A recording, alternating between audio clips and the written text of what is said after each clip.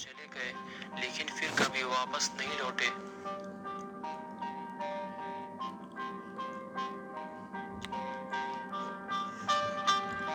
और आज सैंडी भी उसी खदान से सोना निकालने आया है। ये सोने की खदान काफी फिसलन भरी है और वीरान भी, क्योंकि डर के मारे यहाँ कोई नहीं आता।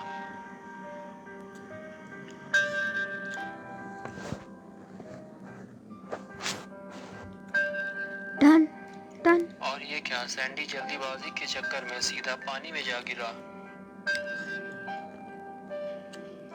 लेकिन पानी ज्यादा गहरा नहीं है और पानी से निकलने के बाद सैंडी खजाने में से एक सोने का बॉक्स उठा लाया।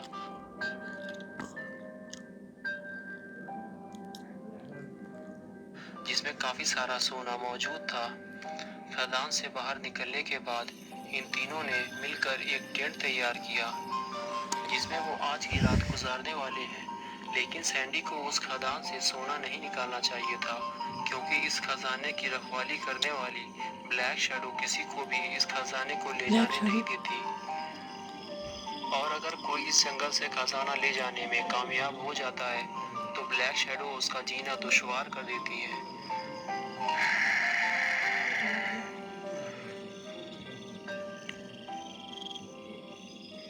टेंट लगाने के बाद इन तीनों ने आग जलाई और वहीं पर बैठकर बातें करने लगे। सैंडी कहने लगा कि एक बार मेरे दादा ने मुझसे कहा था कि जब तुम्हें कोई ब्लैक शैडो दिखाई दे तो जितनी जल्दी हो सके वहां से भागो, क्योंकि अगर ब्लैक शैडो तुम्हारे पीछे पड़ गई तो तुम बच नहीं सकते, क्योंकि तुम उनसे लड़ नहीं सकते हो, ना ही तुम उन्हें मार सकते हो, क्योंकि वो सिर्फ एक काली परछाई है और उनके नाक मुंह नहीं होते, सिर्फ उनकी दो आंखें होती हैं। किसी किसी को सफेद आंखें नजर आती हैं तो किसी को लाल।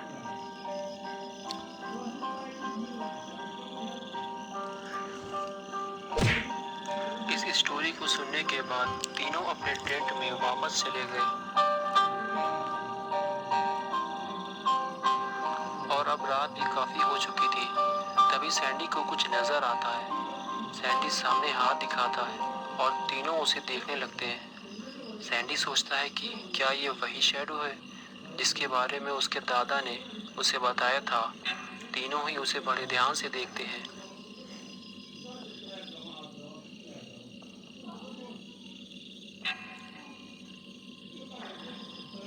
लेकिन फिर शैडो गायब हो जाती है। फिर गुल्ली टेंट से बाहर निकलकर देखता है कि वो शैडो है किसकी और वो कहाँ चली गई।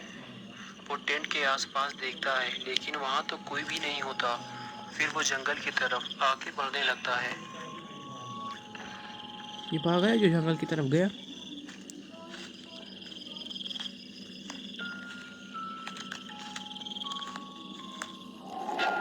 तभी उसे पेड़ के पीछे से एक काला साया नजर आता है, जिसकी आंखें सफेद होती हैं। और ये देखकर गुल्ली डर जाता है और वापस चला जाता है। लेकिन बुल्ली और सैंडी से गुल्ली कुछ भी नहीं बताता, क्योंकि ये बात सुनकर वो दोनों भी डर जाएंगे। वो चुपचाप लेट जाता है और रात गुजरने का इंतजार करने लगता है। लेकिन तभी उसे कुछ नजर आता है।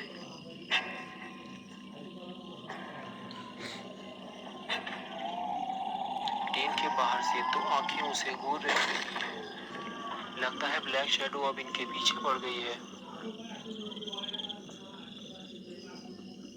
बुल्ली बुल्ली को उठाता है। बुल्ली भी उसे देखता है। तभी सैंडी भी उठ जाता है।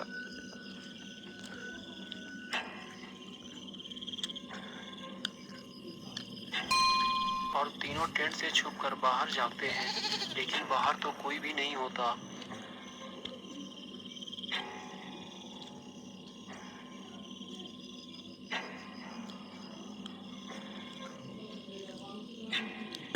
फिर सैंडी कहता है कि तुम लोगों को डरने की जरूरत नहीं है, तुम लोग यहीं रुको, मैं देखता हूँ कौन है यहाँ।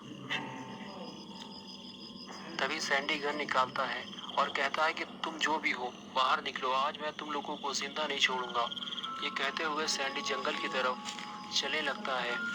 गुल्ली और बुल्ली वहीं खड़े होकर देखते रहते हैं और सैंडी अंधेरे जंगल में आगे बढ़ता रहता है।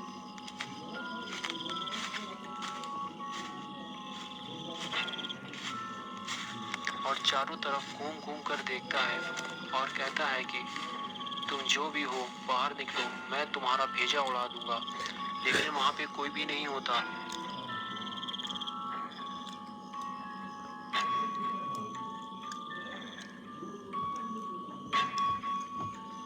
सैंडी फिर कहता है, हिम्मत है तो सामने आओ, तुम मुझे सोना ले जाने से रोक नहीं सकते। मेरे पास गन है, मैं तुम्हारा भेजा उड़ा दूंगा।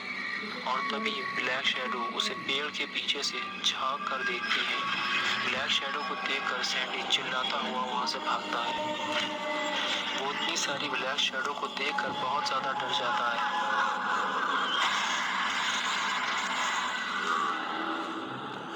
सैंडी चिल्लाते हुए कहता है, जल्दी निकलो यहाँ से, वरना वो हमारे पीछे लग जाएंगी और हमें जिंदा नहीं छोड़ेंगी। गुल्ली कहता है, क्या हुआ, तुम्हें भी ब्लैक शैडो दिखी क्या? सैंडी कहता है, वहाँ भी एक शैडो नहीं है, वो बहुत सारी है और अब वो हमें जिंदा नहीं छोड़ेंगी क्योंकि हमने उनका सोना चुराया है। मेरे दादा भी इसी जंगल से लापता हुए थे। ये सुनकर गुल्ली और बुल्ली वहाँ से फौरन भागते हैं। बचाओ! मीनू, मुझे छोड़कर मत भागो, वो मुझे जिंदा नहीं छोड़ेंगी। लेकिन गुल्ली और बुल्ली अब कहाँ रुकने वाले, और सैंडी बेचारा सब कुछ छोड़कर वहाँ से भागता है।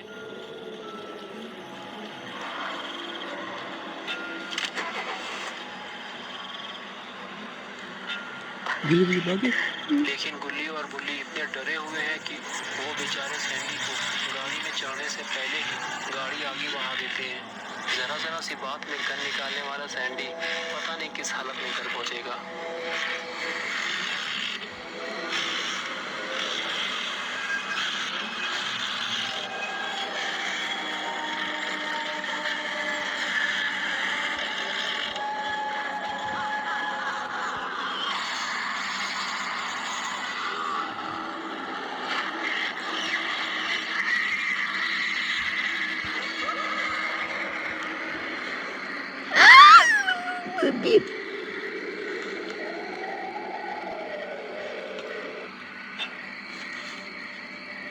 Thanks for watching.